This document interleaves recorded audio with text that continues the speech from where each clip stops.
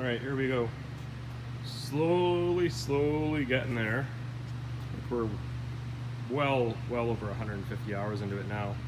Got the cooling system pretty much roughed in. Got the pipe TIG there, and down here I just used rubber with a aluminum elbow in it there.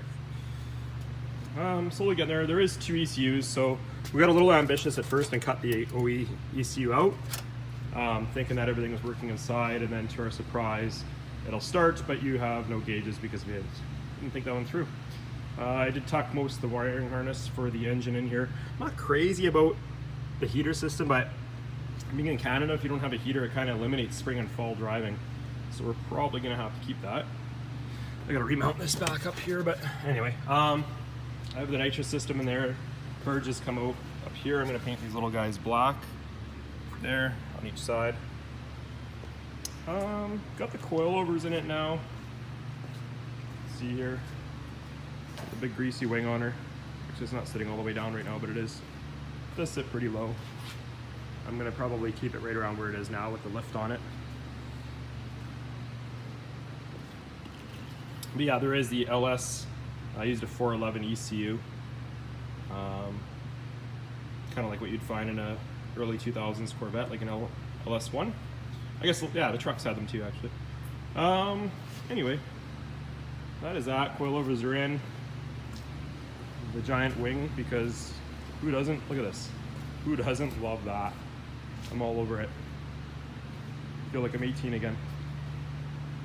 And then the trunk. It's charging the battery here. It does run. We've had it running.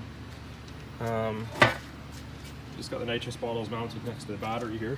Well, not the safest thing, but I really don't plan on racing it. I just figured if I had a racer car, I'm gonna have nitrous on it.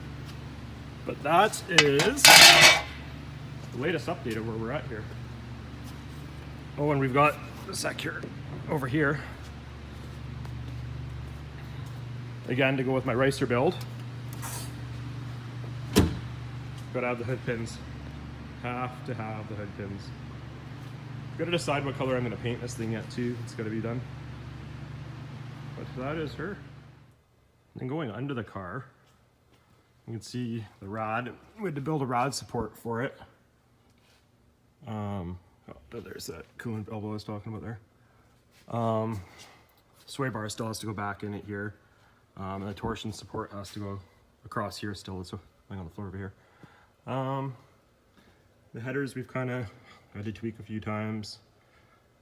And I've got the exhaust here. So the exhaust is gonna run like this. And then around the diff. Still gotta get a drive shaft made. The only downfall is coming from here to here. From dual 3 to a 2.5. It's gonna choke it.